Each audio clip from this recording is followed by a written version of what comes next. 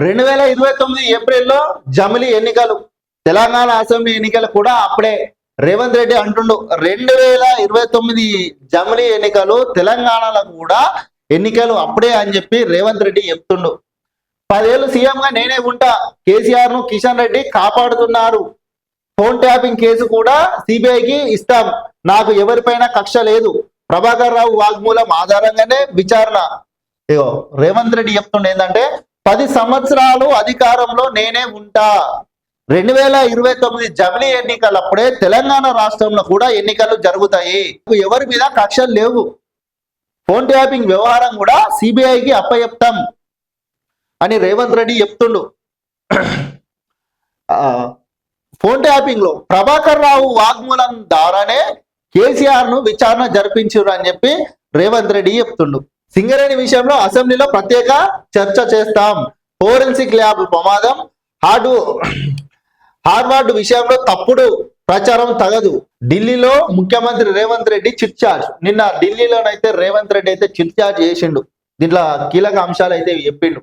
Phone tapping సంబంధించి ప్రభాకర్ రావు వాగ్మూలం ద్వారానే విచారణ జరిపించినామని చెప్పిండు. ఇక తెలంగాణకు నేనే రాజు నేనే మంత్రి, నాకు ఎవరు పోటీ కాదు అంటూ సీఎం రేవంత్ రెడ్డి ధీమాను వ్యక్తం చేశారు. గురువారం ఆయన ఢిల్లీలో మీడియాతో చిట్చాట్ చేశారు. 10 ఏళ్ల పాటు తానే సీఎంగా ఉంటానని స్పష్టం చేశారు. రాబోయే 10 ఏళ్లలో తానే ముఖ్యమంత్రిగా ప్రజలకు సేవలు అందిస్తానని స్పష్టం చేశారు. 2029లో జమిలీ ఎన్నికలు నిర్వహిస్తారని అంచనా వేశారు. కేంద్రం ఆ దిశగా అడుగులు వేస్తున్నదని, మేము జూన్ 2027 వరకు దేశవ్యాప్తంగా జనగణ పూర్తి కాకుండా 2028లో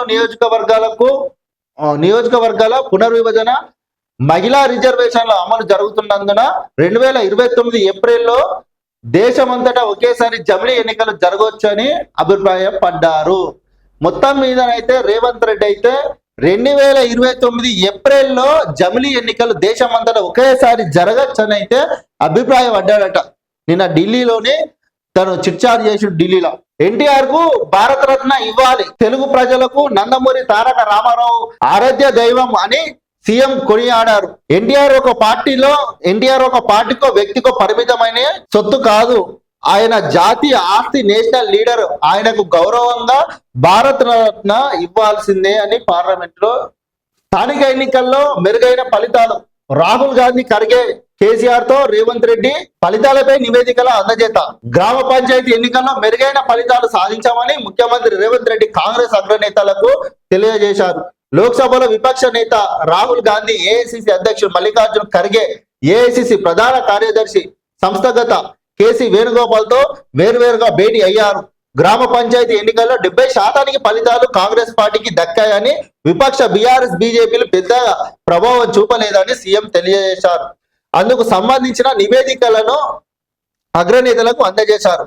116 మున్సిపాలిటీలు, 7 కార్పొరేషన్ల ఎన్నికలు బుధవారం జరిగాయని, శుక్రవారం ఫలితాలు వెలువడుతున్నాయని చెప్పారు.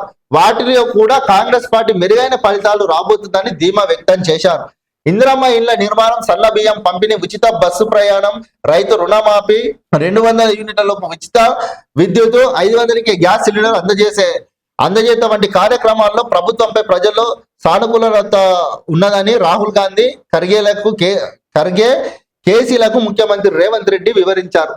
ఉద్యోగ నియామకాలు, యంగ్ ఇండియా ఇంటిగ్రేటెడ్ రెసిడెన్షియల్ స్కూళ్ల నిర్మాణం, young India skills university, advanced technology సెంటర్ల ఏర్పాటు వంటి అభివృద్ధి పనులు పార్టీ ప్రభుత్వం మధ్య సమన్వయం చేసిన పనులను వివరించేందుకు సభల ఏర్పాటుతో క్షేత్రస్థాయిలో కాంగ్రెస్ పార్టీపై పూర్తి సానుకూలత ఉన్నదని అగ్రనేతలకు తెలియజేశారు. క్షేత్రస్థాయిలో ఎన్నికలు కాంగ్రెస్ నుంచి ఫలితాలు సాధించడంపై అగ్రనేతలు ముఖ్యమంత్రి రేవంత్ని అభినందించారు.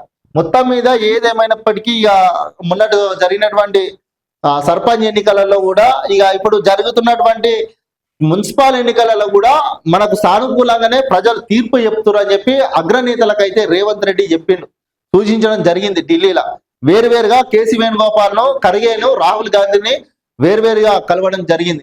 కలిసి తెలంగాణ రాష్ట్రంలో జరుగుతున్నటువంటి దానిపైన వివరించడం జరిగింది.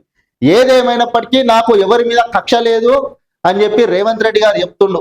ఇక ఫోన్ ట్యాపింగ్ కేసు కూడా సిబిఐకి అప్పచెప్తాం, ఇక మీరే చూసుకోరని చెప్తుండు. మరి ఇక వాళ్లకు కాళేశ్వరంది కూడా అప్పచెప్పారు. కాళేశ్వరం కూడా అప్పచెప్పారు. మరి ఫోన్ ట్యాపింగ్ అప్పచెప్తే ఇది ఎన్ని సంవత్సరాలు పడుతుంది మరి? అంటే దీన్ని బట్టి మొత్తం మీదనైతే ఈ కేసు కూడా సిబిఐకి అప్పచెప్పి పని చేసేటట్టయితే కనబడుతుంది. ఏదేమైనప్పటికీ ఈ రెండు కేసులను మరి సిబిఐ ఒకవేళ ఈ ఫోన్ ట్యాపింగ్ వ్యవహారం కూడా అప్పచెప్తే అటు కాళేశ్వరం ఇటు ఫోన్ ట్యాపింగ్ వ్యవహారం మరి సిబిఐ ఎన్ని రోజుల విచారణ చేపడుతుంది, మరి ఎన్ని రోజుల బాధితులను గుర్తిస్తుంది, మరి ఎన్ని రోజుల చర్యలు తీసుకుంటుంది అయితే మనం ఇక చూద్దాం. మొత్తం మీద ఏది ఏమైనప్పటికీ రాష్ట్రంలో 2029 ఏప్రిల్లో జమిలీ ఎన్నికలు దేశం అంతటా జరిగేటప్పుడు తెలంగాణ రాష్ట్రంలో జరుగుతాయని చెప్పి రేవంత్ రెడ్డి అయితే చెప్తున్నట్టు తెలుస్తుంది మొత్తం మీద.